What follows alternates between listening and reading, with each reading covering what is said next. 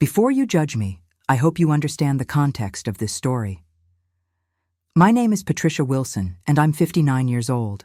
I've lived in Seattle, Washington for most of my adult life, working as a librarian at the University of Washington. I have one son, Michael, who is 34 years old and has been struggling with severe depression and anxiety for the past 2 years, ever since he lost his job as an aerospace engineer at Boeing. The story I'm about to tell you began on a cold, rainy Thursday morning in November 2024, the kind of gray Seattle day that seems to seep into your bones and settle there. I had been living with Michael for the past 6 months, ever since his mental health crisis reached the point where his therapist and I agreed he shouldn't be living alone. Michael's father, David, had disappeared when Michael was only 8 years old. One morning in 1998, David kissed us both goodbye, said he was going to work at his accounting firm, and simply never came home. No note, no explanation, no trace. The police investigated for months, but David Wilson had vanished as completely, as if he had never existed. For 26 years, I had raised Michael alone, always wondering what had happened to the man I had loved, always trying to fill the void that David's absence had left in our son's life. Michael had grown up angry about his father's abandonment, and that anger had only intensified as his own life began to unravel. That Thursday morning, I was in the kitchen making breakfast when Michael came downstairs.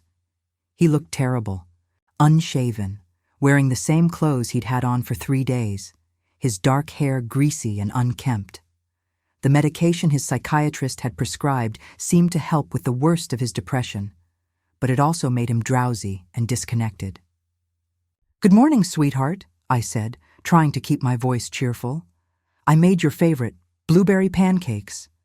Michael grunted something that might have been a response and slumped into a chair at our small kitchen table. He stared out the window at the rain, his expression blank and distant. "Dr. Harrison called yesterday," I continued, flipping pancakes while trying to gauge his mood. "She wants to see you this Friday to discuss adjusting your medication dosage." "I'm not going," Michael said flatly. "Michael, you know the therapy is helping. You've been doing so much better these past few weeks." "Better?" Michael's voice was bitter. "Better than what? Better than wanting to kill myself every day? That's not exactly a high bar, Mom." I turned off the stove and sat down across from him, my heart aching at the pain in his voice. Michael had always been a brilliant, sensitive child, but David's disappearance had left scars that seemed to deepen rather than heal with time. "I know things are hard right now, but—" "Hard?" Michael interrupted, his voice getting louder. "Mom, I'm 34 years old, I'm unemployed, I'm living with my mother, and I can barely get out of bed most days. My life is a complete disaster." "That's not true. You're getting help. You're working on your recovery." "Recovery from what?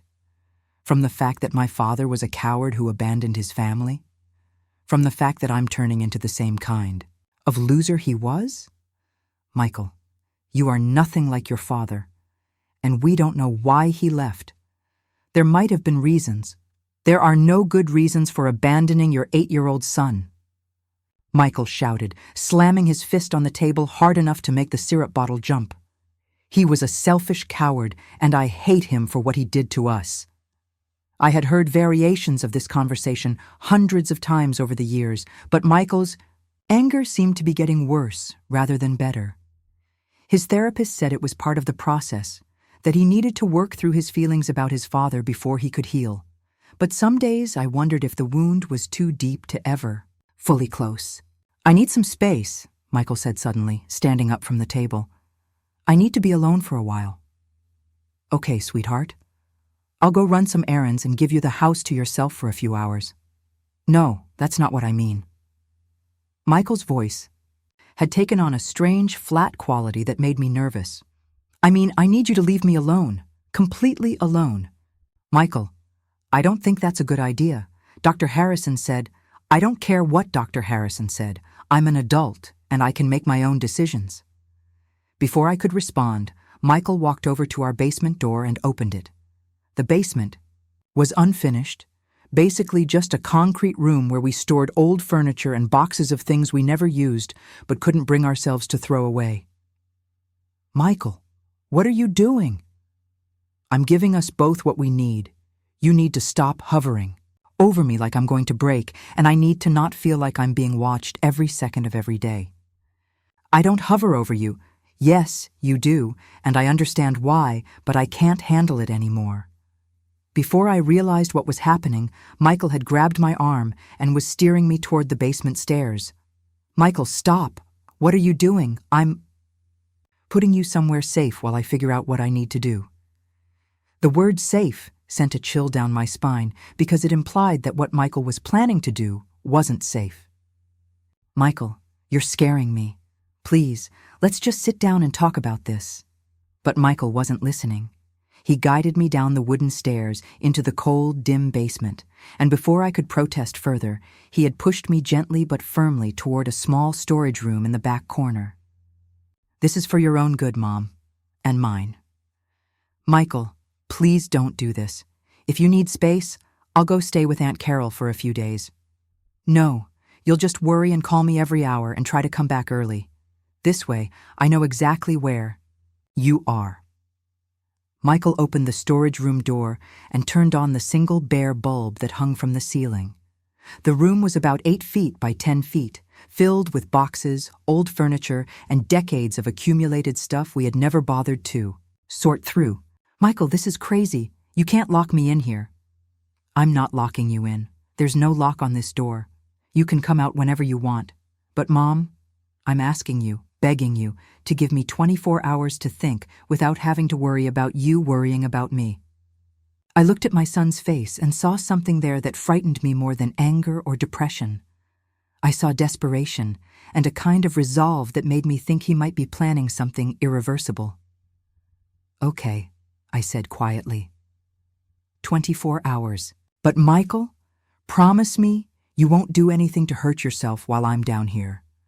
I promise I won't hurt myself today, he said, and the careful wording of his promise did nothing to ease my fears.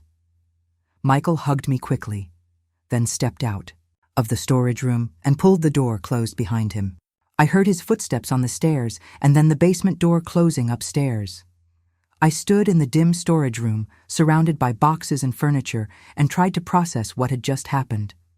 My adult son, in the grip of a mental health crisis, had essentially imprisoned me in our own basement. It was surreal and terrifying and heartbreaking all at once. The room smelled musty and old, like dust and forgotten memories. The single light bulb cast strange shadows on the walls, making everything look otherworldly. I could hear the rain pattering against the small basement windows and the sound of Michael moving around upstairs. I sat down on an old wooden chair and tried to decide what to do. I could leave the room. Michael was right that there was no lock, but I was afraid that if I did, he might do something drastic. His promise not to hurt himself today had been ominously specific. As I sat there in the musty dimness, I began to really look at the contents of the storage room for the first time in years. Most of the boxes were labeled in my handwriting. Michael's school papers, Christmas decorations, David's books. We had moved to this house when Michael was 10, 2 years after David disappeared, and I had packed away all of David's belongings, unable to throw them out, but unable to bear having them visible in our daily lives. One box in particular caught my attention.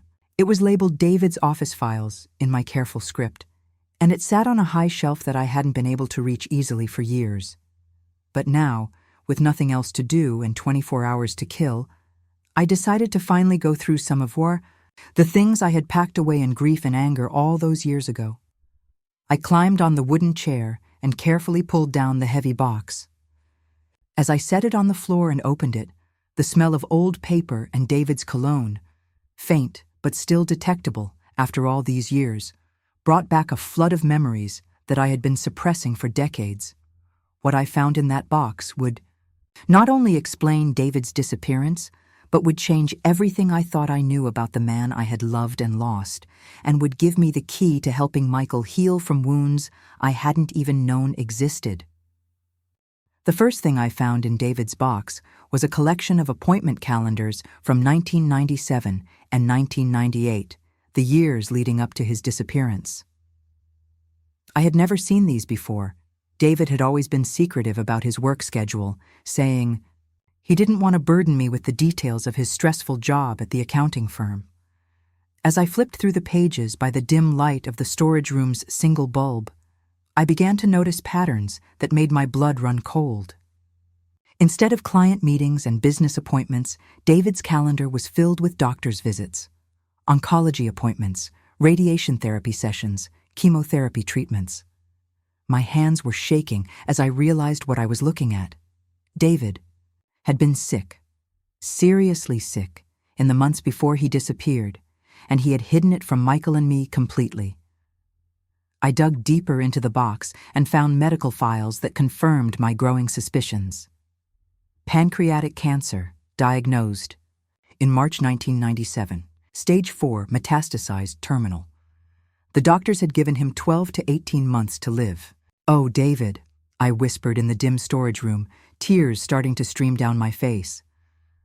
"Why didn't you tell me?" I found medical bills showing the astronomical cost of his treatments, all of which he had somehow managed to keep secret from me. I found insurance papers showing that our policy had reached its lifetime maximum benefit, leaving us financially responsible for hundreds of thousands of dollars in medical debt. But it was the letters I found at the bottom of the box that really broke my heart. The first letter was addressed to Michael and me, written in David's careful handwriting but never sent. It was dated February 15th, 1998, just 2 weeks before he disappeared. "My dearest Patricia and Michael," it began, "if you are reading this, then I am gone, and I hope you can someday forgive me for the choice I made. By now you know about the cancer, about the fact that I am dying, about the bills and the debt and the impossible situation I have put our family in." I had to stop reading for a moment to wipe my eyes. Upstairs, I could hear Michael moving around, and I wondered if he had any idea what I was discovering in the basement below him. I continued reading David's letter. "The doctors say I have maybe 4 months left, possibly less. The pain is getting worse every day, and the treatments are no longer helping. But worse than the physical pain is watching what this is doing to our family. The medical bills are destroying us financially.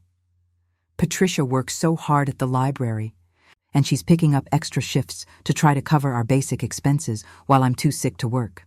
Michael is starting to ask questions about why Daddy is always tired, why I can't play with him anymore, why Mommy cries when she thinks no one is looking." My heart was breaking as I read my husband's words, understanding for the first time this impossible burden he had been carrying alone.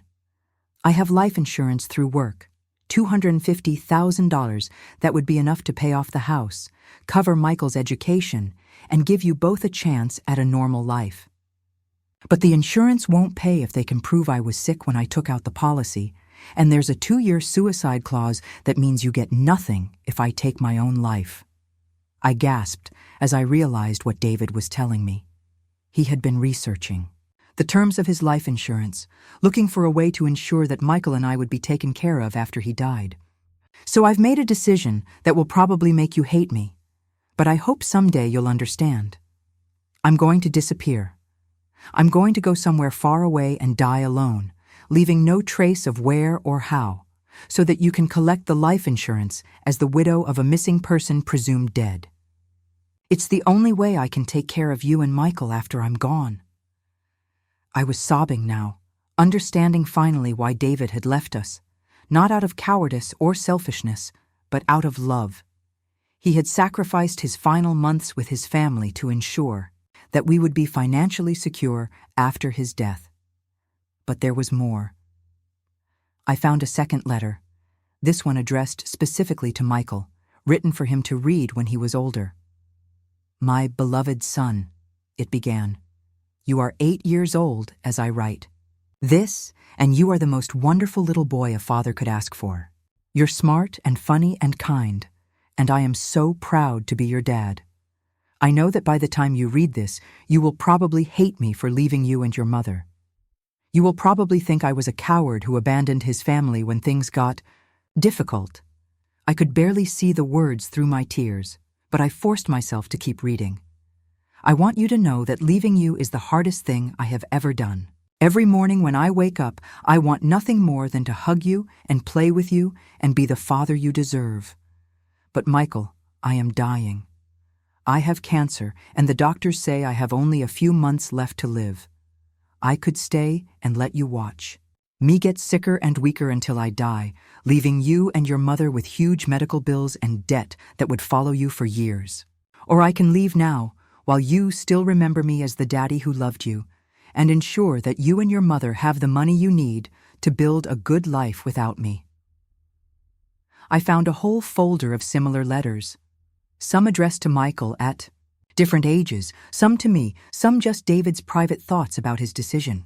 He had been planning his disappearance for months, researching how to vanish completely, how to ensure that his body would never be found, how to make his death look like a missing person case rather than a suicide.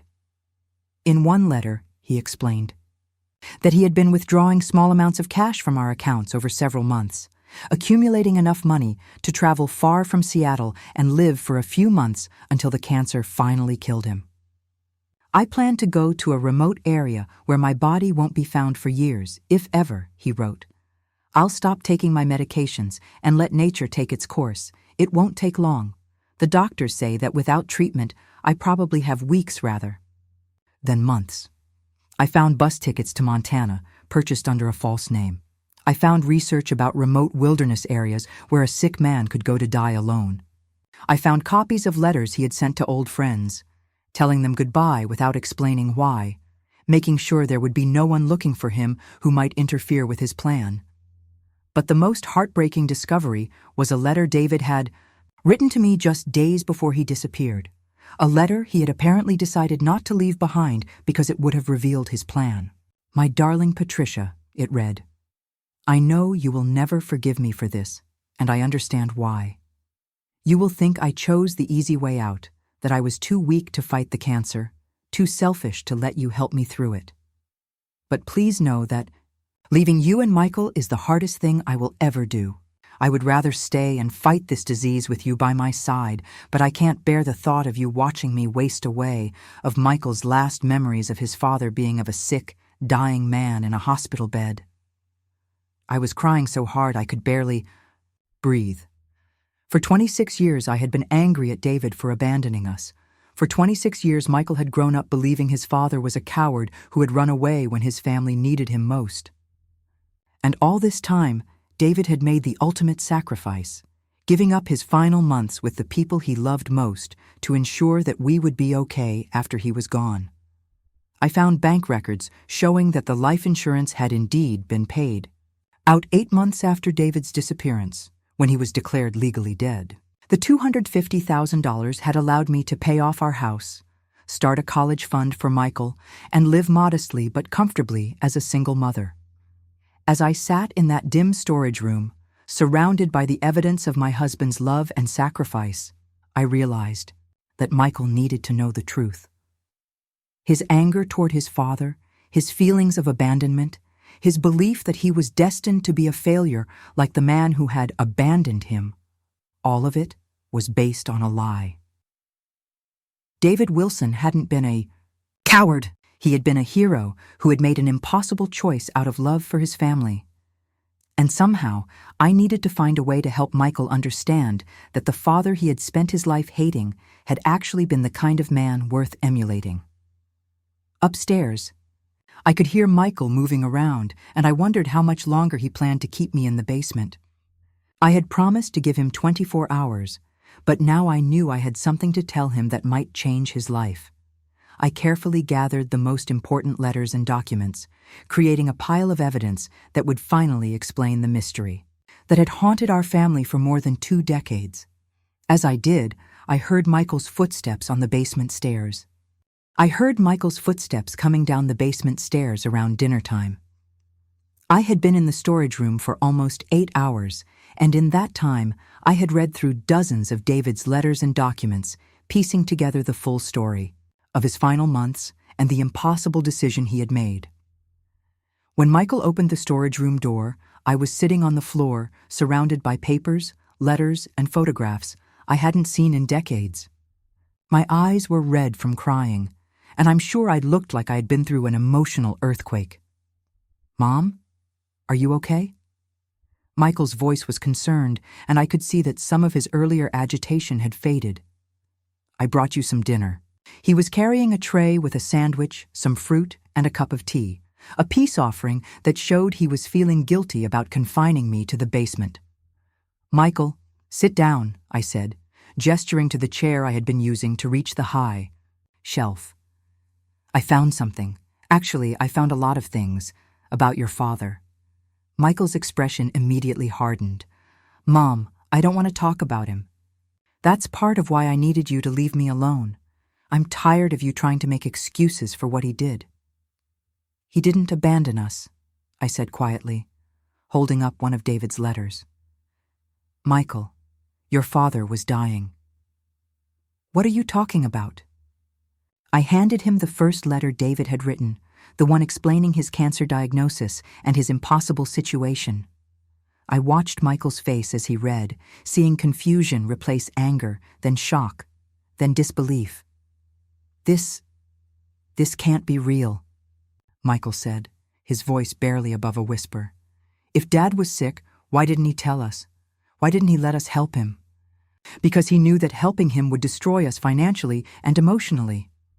Look at this." I showed Michael the medical bills, the insurance documents, the proof that David's cancer treatments had been bankrupting our family. I explained about the life insurance policy and the 2-year suicide clause that meant David couldn't take his own life without leaving us with nothing. "He left us so that we could collect the life insurance?" Michael asked, his hands shaking as he held the letters. "Left us so that we could have a future. Michael, your father spent his final months planning how to die alone so that you and I could live without debt, so that you could go to college, so that we could keep our house." Michael was quiet for a long time, reading through the letters and documents I had found. I could see his entire worldview shifting as he processed this new information about the man he had spent his life hating. "Where did he go?" Michael finally asked. I showed him the bus tickets to Montana, the research about remote wilderness areas, the carefully planned route that would take David far from anyone who might find him and interfere with his plan. "He went to die alone in the mountains, probably somewhere his body would never be found. He wanted to make sure that when you grew up, you could tell people your father was missing, not that he had committed suicide." "But why didn't he just tell us? We could have figured something else out." "Michael, you were 8 years old. What could you have figured out? And what do you think it would have done to you to watch your father waste away from cancer? To see him in pain every day, getting weaker and sicker until he died? Your father wanted your last memories of him to be good ones." Michael was crying, now the first real tears I had seen from him in months. All the anger that had been poisoning him for years was finally breaking apart, replaced by grief and understanding. "I hated him," Michael said. "For 26 years, I hated him for leaving us. I blamed him for every problem in my life, every failure, every time I felt like I wasn't good enough. I told myself I was just like him, a coward who ran away when things got difficult. You're nothing like that, sweetheart. And neither was your father. What David did took incredible courage. He gave up the last months of his life with the people he loved most to ensure that we would be okay. That's not cowardice, that's heroism." I found the letter David had written specifically for Michael to read when he was older, and I handed it to him. As Michael read his father's words about being proud of him, about loving him, about wanting him to grow up to be a good man, I could see 26 years of anger and resentment finally beginning to heal. "He loved me," Michael said wonderingly. "All this time, I thought he left because he didn't love me enough to stay. He left because he loved you too much to let you watch him die." We sat in that dim storage room for hours, going through every letter, every document, every piece of evidence that explained David's disappearance. Michael asked hundreds of questions, and I tried to answer them as best I could, though I was learning the truth for the first time right alongside him. "Mom, why didn't you know about the cancer? Didn't you notice he was sick?" "I did notice he was tired and stressed, but he told me it was work pressure. Your father was very good at hiding things when he didn't want people to worry. And I was so busy with you and my job that I didn't push as hard as I should have." "Do you think he suffered when he died?" "The letters suggest he stopped taking his pain medication, so probably yes. But Michael, I think he believed that his suffering was worth it if it meant you and I could have better lives." "I've been so angry," Michael said. "So angry for so long. I've blamed him for everything wrong with my life. I convinced myself that I was destined to be a failure because my father was a failure. Your father wasn't a failure, and neither are you. You're going through a difficult time right now, but that doesn't define who you are." As the evening wore on, I could see a change in Michael that went beyond just learning the truth about his father. The anger that had been eating him alive for years was finally lifting, replaced by grief that was painful but clean, the kind of grief that heals rather than poisons. "I need to apologize to you," Michael said as we finally started putting the letters back in their box. "For trapping you down here, for treating you like the enemy, for taking my anger about Dad out on you for all these years." "You don't need to apologize for grieving, sweetheart. You were grieving the father you thought you had lost. Now you can grieve the father you actually lost, a good man who loved you enough to make an impossible sacrifice." "What do I do now? How do I live with knowing the truth?" "You live by honoring his memory. You become the kind of man he wanted you to be, the kind of man he believed you could be." That night, Michael and I went upstairs together, leaving David's letters carefully organized in the storage room. For the first time in months, Michael ate a full dinner and engaged in real conversation. The change in him was remarkable, not complete, because healing takes time, but profound. As we prepared for bed, Michael hugged me tighter than he had since he was a child. "Thank you for finding those letters," he said. "Thank you for helping me understand who Dad really was. I'm just sorry it took so long for us to discover the truth. Maybe we needed to find it now, when I was ready to understand it. Maybe if we'd found it years ago, I wouldn't have been mature enough to appreciate what Dad did for us." The next morning, Michael called Dr. Harrison and scheduled an appointment for the following day. He also called Boeing's HR department to inquire about reapplying for engineering positions. The transformation wasn't complete. Depression doesn't disappear overnight, but for the first time in years, Michael had hope. "I want to be worthy of the sacrifice Dad made," he told me over breakfast. "I want to build the kind of life he gave up his last months to make possible." The man who had imprisoned me in our basement storage room out of desperation and anger had been replaced by a son who finally understood that he came from love, not abandonment. And in that dark room, full of forgotten things, we had both found the key to healing wounds we hadn't even known how to name. 6 months after discovering David's letters in our basement storage room, I was sitting in the front row of the Boeing assembly facility in Everett, watching Michael receive an award for innovative design contributions to the new 777X aircraft. He had been rehired by Boeing 3 months earlier, and his supervisors were already impressed by his creativity and dedication. As I watched my son shake hands with the division manager and accept his plaque, I thought about the journey that had brought us to this moment. The man standing confidently on that stage bore little resemblance to the broken, angry person who had trapped me in our basement storage room in November. The discovery of David's letters had been the catalyst for Michael's healing, but the process itself had taken months of hard work, therapy, and gradual rebuilding of his sense of self-worth. Dr. Harrison had been amazed by the transformation that began after Michael learned the truth about his father's disappearance. "It's rare to see such a dramatic shift in a patient's worldview," she had told me during one of our family sessions. Michael's anger and depression were largely rooted in his beliefs about abandonment and worthlessness. Learning that his father's Departure was actually an act of love rather than rejection has given him permission to see himself differently. The first few weeks after our discovery had been emotionally intense. Michael had experienced a profound grief for the father he had never properly mourned, mixed with guilt about the years of hatred he had carried. But alongside the pain was relief. Relief at finally understanding, relief at being freed from the story he had told himself about being the son of a coward. We had decided together to create a proper memorial for David.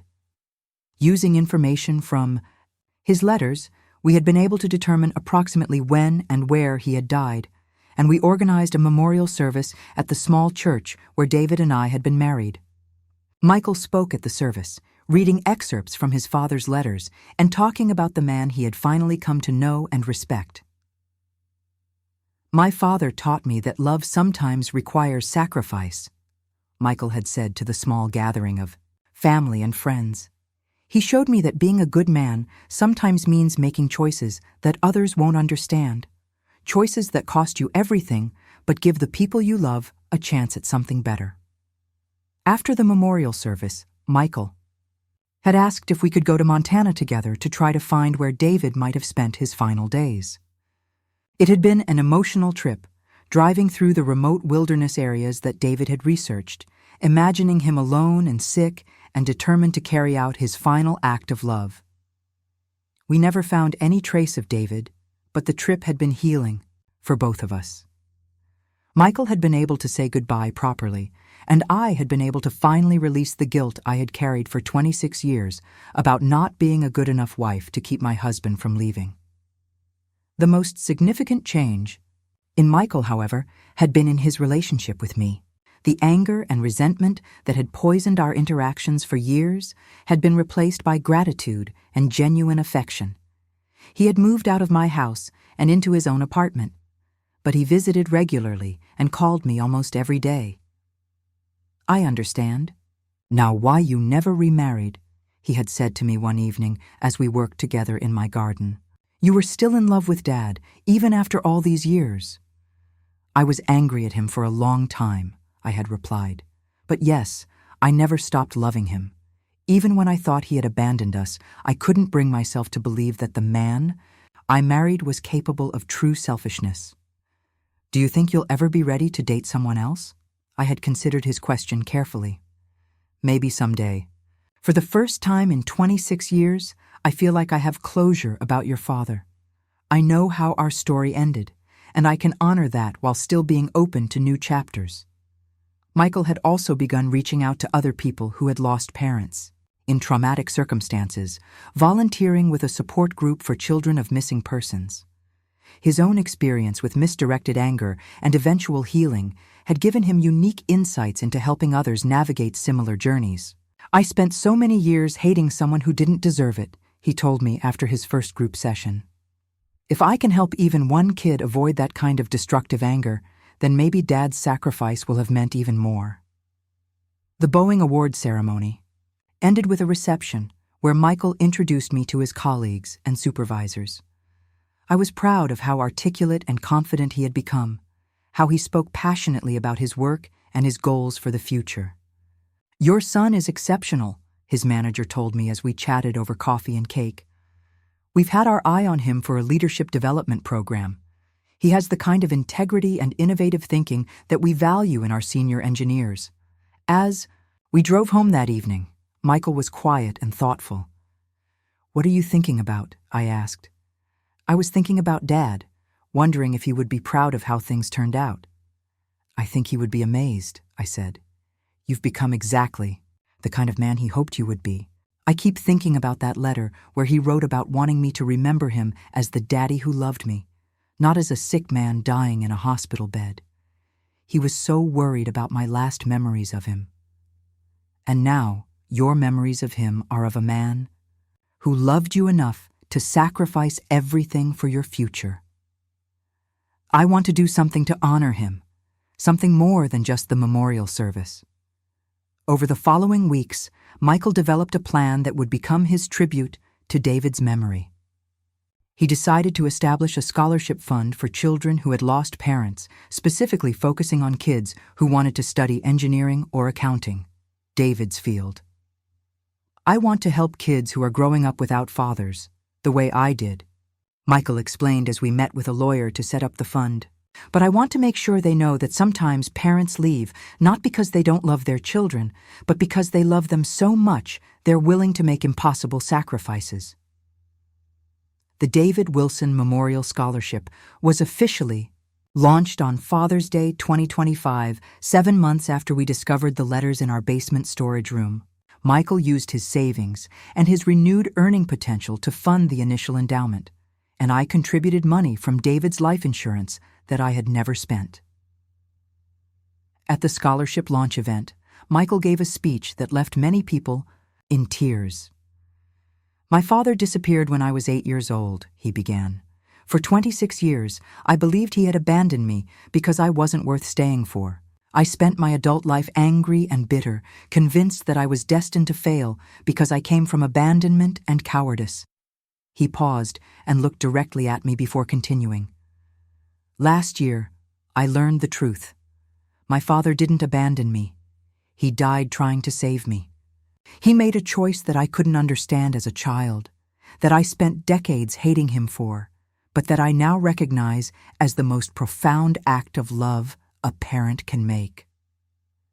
Michael's voice was strong and clear as he concluded, "This scholarship is for kids who are growing up with questions about missing parents, kids who might be tempted to let anger and confusion define their futures. I want them to know that sometimes love looks like loss, sometimes sacrifice looks like abandonment, and sometimes the greatest gift a parent can give is one that isn't understood until much later." As I sat in the audience listening to my son speak about his father with love instead of hatred, I thought about the strange journey that had brought us to this moment. Michael's decision to lock me in our storage room had seemed like the desperate act of a man in crisis. But it had led us to the truth that we both needed to heal.